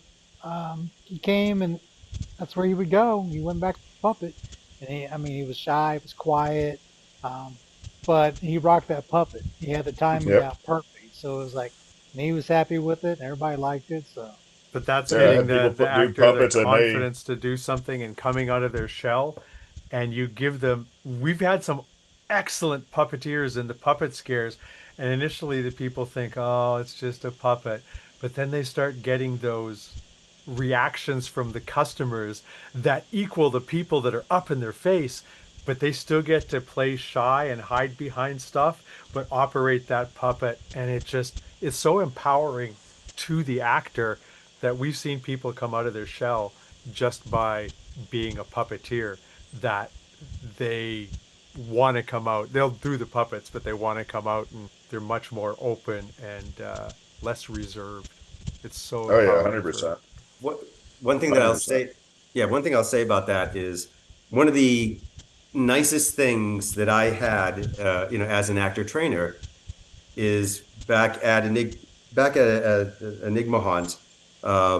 We did all the training in helping the people get out of their shells, and a couple of years later, after it had closed, and I got, an email or a text or whatever from one of the actors that we had who went on an interview and thanked me, just thanked me.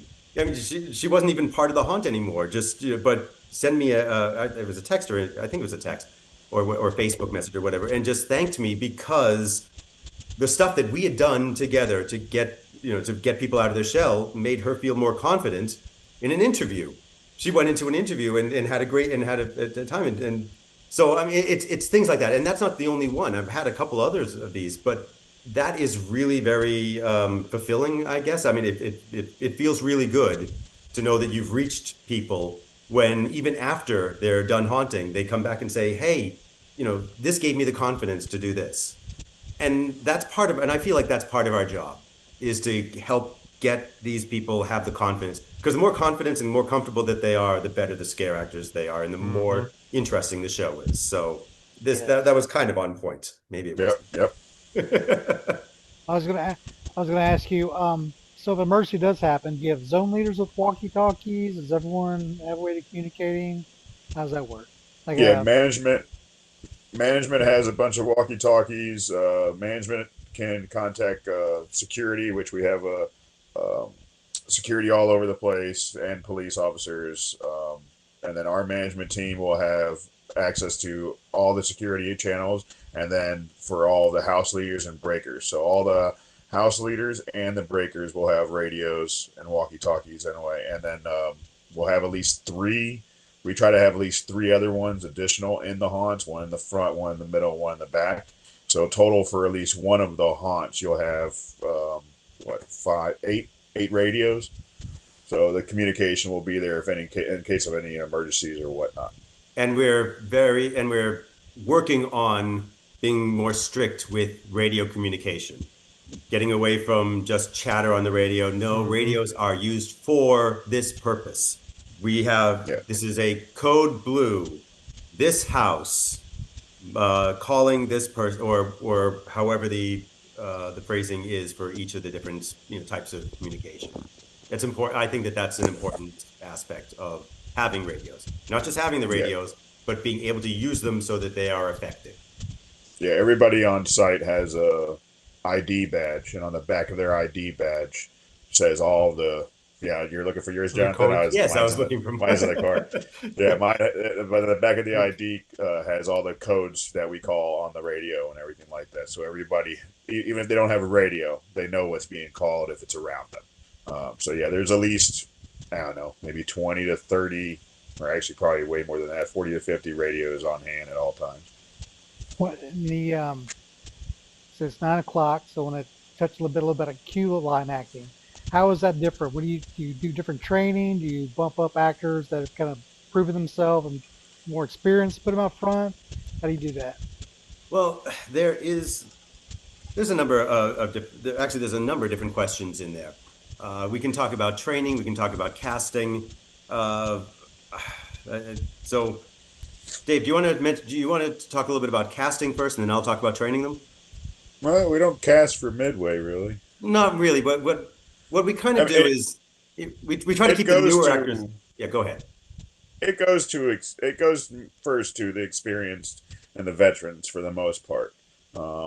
it will be going towards them because we've had the most history with them. We're able to see if they're able to react to customers, if they're listening to what we're saying as far as acting and safety and everything, all those aspects. So veterans definitely are some of the first ones that will be drafted for that, casted for that. Some new actors do make it out there because we try to make sure we're when we divvy up all the actors per the haunts, we make sure that not all the talents in this one location. So we'll definitely sprinkle some new people that we talked to and that kept the communication during training and showed us different things in training. And we're like, we're going to try this person out this year and see how they are in midway. And then we do have a training for midway, and we go over safety again. We go over safety like all season long as we're training. This year we even did it a little bit more. But we'll tell them, are you comfortable with crowds? Are you have to make sure you're out of these situations. And then when we even complete those areas for midway, all the active positions, we'll make sure it's relatively balanced out for the most part to where it's male and female, and tell everybody they have to watch out for each other and make sure everybody understands if there's a bad crowd, you just get away from that bad crowd. Know where your security guards are, where your police officers are, and everything like that. But the first ones that we'll put in those positions will be veterans, but everybody has to communicate, work together as a family, make sure that they're getting the scares and they're staying away from any issues but reporting any issues that they do see also.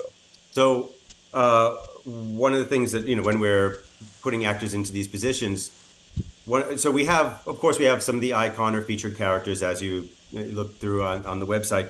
But we also have sort of positions. So we have characters that are out there that can be, different people can play.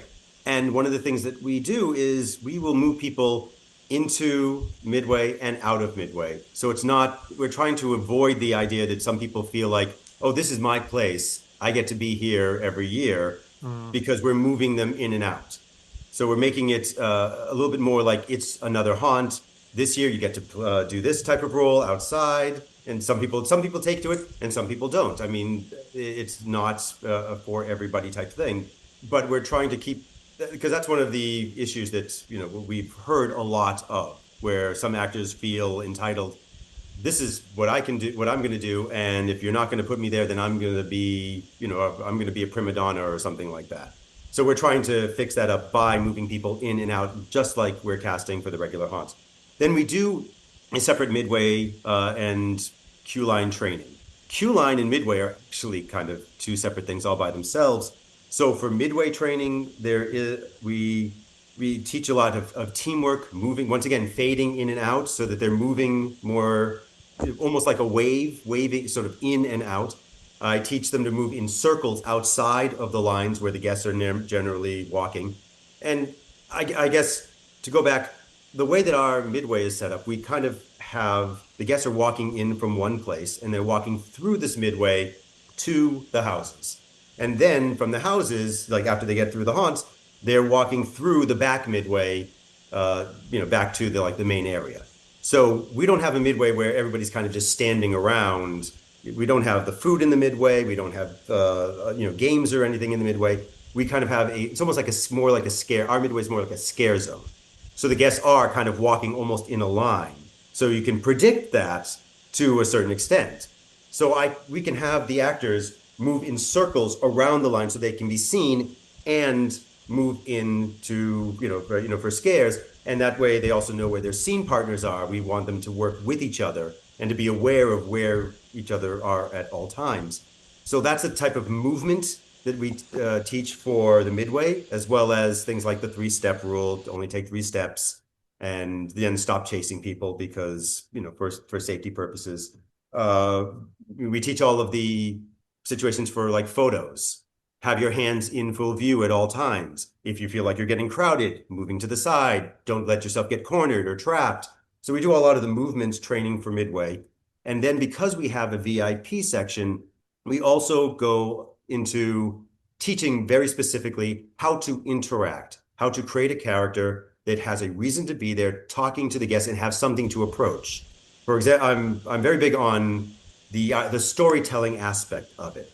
So instead of having our midway actors kind of just throwing them out there and saying, hey, hope that you are fast-witted and can come up with insults or can come up, I don't want them insulting people, but hoping can come up with something because I teach them forms and techniques so that they can get in and have interactions with guests. So we've been to a number of haunts where you go to the haunt and you see some people that are sort of interacting, and sometimes what they're doing is they're looking for something that they can say, or they're waiting for the guests. They'll try to tease out something, and the guest will say something so that they can have a response. And they're just kind of relying on wit. What I like to do is I like to teach the actors to work for the character so that they're approaching.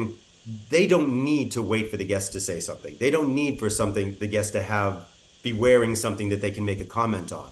They will have approaches and escapes and ways to get into that interaction and things to do while they're in that interaction without having to just rely on being quick-witted. So I'm teaching more of a technique-based form. In fact, I did a seminar on this at Transworld like 2 years ago. And so who knows, it might be coming up again. That would be a lot of fun. I've submitted a couple things. We'll see if I'm back on the roster or not. It's whatever they need. But that's how I approach. Midway is more for quick scares because the guests are really moving. You don't really even have time to stop and really have a conversation with them. But we also have the other areas where the guests are sitting, they're not moving anywhere, where you do want to have those conversations, where you do want to have that interaction and have the guests meet a character that is part of its own world, rather than just a fast-witted comedian who's gonna make remarks and respond. Did that make sense? Some of that didn't quite come out in English. Yeah. Okay. No, it all came together as one, so I understood it. Okay, yeah. Good. So is Benji your character? Benji is another one of my characters. Okay. I'm sorry. Did you? Is that the one you're going to be this year, or is it just one of the characters? So Sammy is the flagship character, and I started off, and what I needed to do at Enigma Haunt and similarly at Fright Nights was when I was going on and interacting with people outside as Sammy, and then I'd go inside the haunt, I could come roaring out them and I could go for the scare, and then they might jump, but then they say, "Oh, it's Sammy. Oh, it's Sammy." And now they're trying to talk to me, and I really need them to move. So I really needed to not have Sammy inside the haunt. So I created, first I created a character called Nez, who is a rat, and then I created Benji. And the idea was that I could just put something on, and I could just get in the haunt and I could scare without it being Sammy, so I wasn't, causing, a backup or causing problems in that way. And then Benji kind of took on his own persona. Sammy is very, very verbal, very talkative, and I used to roam inside the queue lines and I would work with the guests and interact with the guests. But at Fright Nights, the queue lines, we have a loud band playing, we have a band or a DJ or something playing, and I really couldn't have those interactions. So I brought Benji out, and Benji is a lot easier to use in that scenario. So for Fright Nights, Benji is kind of my go-to right now, and I'm having a wonderful time with Benji. And he's different than Sammy, but it's a lot of fun to play this character. Which I'll say goes to the point of when, for actor training, your actors also need to learn to adapt. And sometimes it means changing up different aspects of the character so that you can perform and do the job that's needed to be done. Benji gets the job done at Fright Nights far better than Sammy can, because Benji, reacts and moves and does bits in a very different way. Yeah, he looks pretty funny. Is he funny, or is he witty? It's a little bit of it. What I like to do with my characters is of course, I'm going to do a lot of comedy because I love the comedy, but I want the comedy to always be a little tilted on its side. I want them to have, there's an uncomfortable aspect. I don't want them to just think, "Oh, well, here's just a funny guy." I want it to have that aspect of, okay, this is funny, but it's uncomfortable. So I'm going to get some of those laughs and those responses through that discomfort. And of course, I can always do a quick lunge, and all of my characters have a way to get scares. I mean, scaring is still what we do. So I'm going to bring them in with the character and the story, and I'm still going to get the scares. But I would rather go for uncomfortable with the funny rather than just, wow, look how funny this person is. Right. Yeah. I would say Benji would make me uncomfortable. So it's already Then working. you're doing your job right if that's the way you feel. We do have a question from Facebook from Joseph. For each of you, what is your favorite scare memory that you've had? You want me to go first, Jonathan? Yeah, I want you to go first.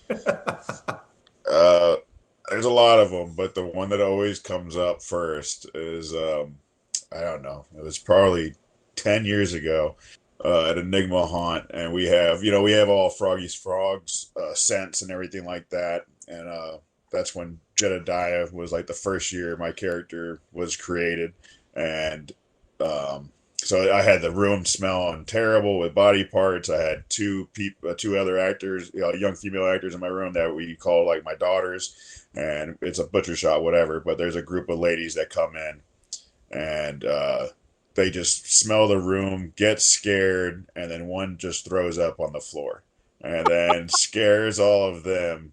Like all the other two or three friends all like see that, they get freaked out, they get scared from behind, and pretty much they all fall down, slipped into throw up. And it was like the worst thing, but no one got injured. They all were okay. But it was like that just happened. So, we kind of got out of character. I got a little bit out of character, helped them up, got them out to the emergency exit, had someone come in and clean it up, but we had it all on camera. And they even were like, "Oh, did you guys get that on camera? Oh, we would love to have that." But that was my favorite scare because they didn't expect it from all angles and the smells and everything like that, and then just throwing up and then falling down. It was just like icing on the cake, and they had a blast the whole time. It was great. That was always the one that keeps coming up whenever I think about it.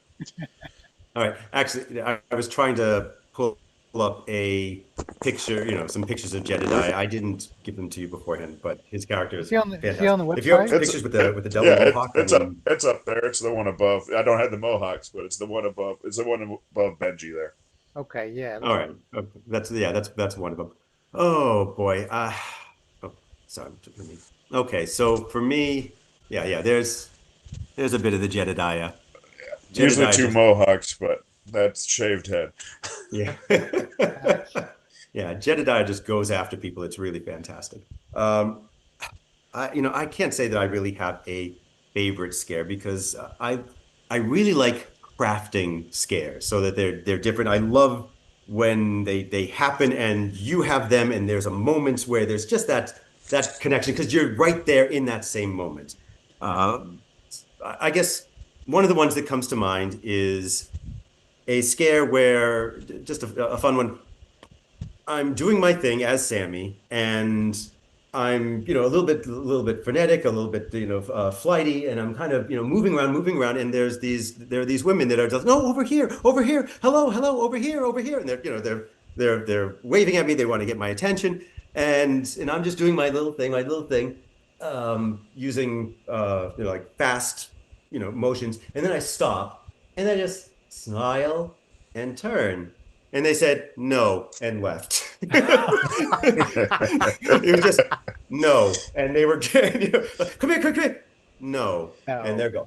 So I mean stuff, little things like that. I love kind of bringing people in and then waiting, and then whether or not I'm giving a distraction or there's something, and then going after them. I like telling them that I'm going to scare them and then scaring them. We had this curtain for the VIP room. And I'd bring people in, as Sammy, I did a lot of the greeter type stuff when we needed to for VIP. And I'd bring them through the curtain, and we're going bring them through the curtain.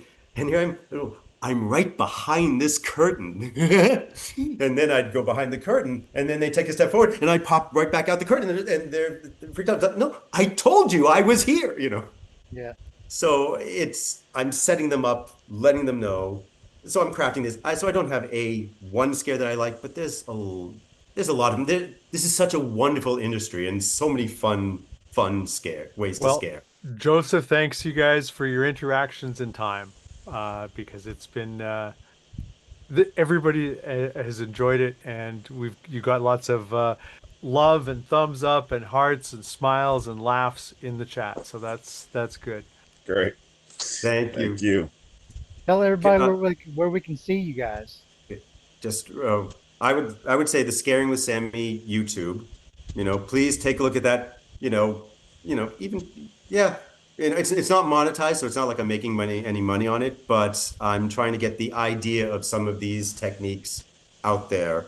And if people see them and they say, "Hey, this is working for me," or not, and you can always contact me. I'm Sammy Days on Facebook. Um, and of course you can find us at the Fright Nights at the South Florida Fairgrounds, and Yep, Fright possibly Nights for me. yeah, yeah. Go ahead. Fright Nights and Nightmare Village, and yep, my Nightmare name's David Village. Gricius. David Gricius. You can reach out to me whenever about anything actor related. But I'm there with Jonathan, so anything he's on, I'm there with him. We love talking about haunting. So, and if somebody has a question, just you find us and you say, hey, or if you just whatever it is, we love this so much that Anything, what anything, anything. anything. We Anything enjoy meeting other people that have the same passion and that love this. Yeah, we do too. That's why we have one of these a month. So just keep it Oh, we going. appreciate it. We appreciate it. Absolutely. And thank you guys for having us on. I hope that people enjoyed it. I hope they found something new, even if Well, they don't agree with it, because I learning a new know as thing. an actor manager, I have found stuff, just a couple of things, even just Dolly and Go Big. That alone is worth the price of admission for everything that you have taught us. And there's so much more. But those are two things that I'm going to take off to, my team and my actors, and we'll. I'm stealing your stuff, guys. I'm sorry. Well, It's nothing to steal. Nothing to no, steal. I would love to, at some point, I would love to hear what you do because I'm always learning myself. Yeah. I scour Yes. I scour books. I go through, all of my old actor. I'm still reading, Chekhov and Meisner. I'm still and whatever I can find, Commedia dell'arte, anything I can find. So I would love to pick your brains as well because I'm always learning. Good. That's Thank you that's all what we very tell much. our actors too. You have to be willing to learn, willing to listen, willing to try new things, and it just makes it that much easier. And me and Jonathan's been doing it for 15, 16 plus years, and that's what we tell our actors. If we're willing to learn and hear from different people, then you guys should too, and that's how you have more fun during this. And you get to meet a bunch of great people in the industry. It's a win-win no matter how you look at it. Yep, A definitely. couple of other comments people have mentioned. I find haunting is a form of therapy. So true. Well, for us, Yep. not for our guests, because they're the No, it ones is that for the need the guests. therapy. Well, it is too. It Yeah, in is. a way. They can get scared in a safe place. I mean, this is amazing. The guests come to us and hopefully they're allowing themselves, or they're even not allowing themselves, but they're getting scared in a safe place. I mean, that is such I think it is therapy, even for the guests. Yes. Kim also mentioned, here's to an awesome season for 2025 and stay safe, everyone. So, Absolutely. Yeah, and that talk about therapy, and you've mentioned it before about how actors will come in like they're upset with their boyfriend, scream it out. And I tell them a lot, well, I just had a bad day at work, or my kids are messing up, or my husband, is out drinking too late. So take that aggression, focus it, and just take it out tonight, get it all out right now, Ab- So Absolutely. If I have a bad day at work, then I'll pace back and forth after I'm in costume and makeup. I'll just think about all that, just get the adrenaline going, and then unleash it all when I'm seeing all the guests come through so in a they're all safe my way. boss But I tonight. unleash it all. Yeah, yeah. That's Yeah, that's how I keep the energy going. Everyone is Karen from accounting. Yes. yeah, exactly. Yeah. Daryl from IT. some days, man. Yeah. Well, Well, that's guys. almost 2 hours that we've been on here, guys. Yeah. This has So been a wonderful session this afternoon or this evening, wherever you are. And we look forward to all of the folks watching it again on Facebook. I know I'm going to rewatch it. I've been unfortunately been looking down from the camera quite a bit because I have pages of digital notes. So we Capturing hope it all. everybody else. We hope everybody else got a lot out of this session. It will be published when and where, Brian? And if you miss it tonight, it will be on top of our Hunter's Toolbox Facebook group for about, probably I'll leave it up until the next one, so it stays on top for about a month. It'll also be on our Haunt Topic Radio podcast. So if you miss it here, the audio version will be on our Haunt Topic feed. Go to your favorite podcast player, iTunes, type in Haunt Topic. This will be the next one. I think there might be one before this one, but we're gonna get this one out before September, September. So it'll be out. But you'll have a chance to use it on your scare actors this year. So Great. Well, thank you guys very much, and thank you to Hunter's Toolbox as well. So Yeah, thank you guys. Jonathan. Appreciate It's it. been a pleasure, guys. Appreciate your time and your experience and your knowledge. Anytime. absolutely. Always a blast. Have a great season, guys. Thanks, you You guys too. as Thank you well. very much. All right. Bye. Bye. This podcast episode sponsored by Scared Badges. Get your Scared Badges at scarebadges.com. Also sponsored by Hunter's Toolbox. Take your haunt to the next level at hunterstoolbox.com. Thank you for listening to Haunt Topic Radio. Please leave a comment wherever you found this podcast. Each comment you leave will help spread the word to other haunters around the world. See you next time.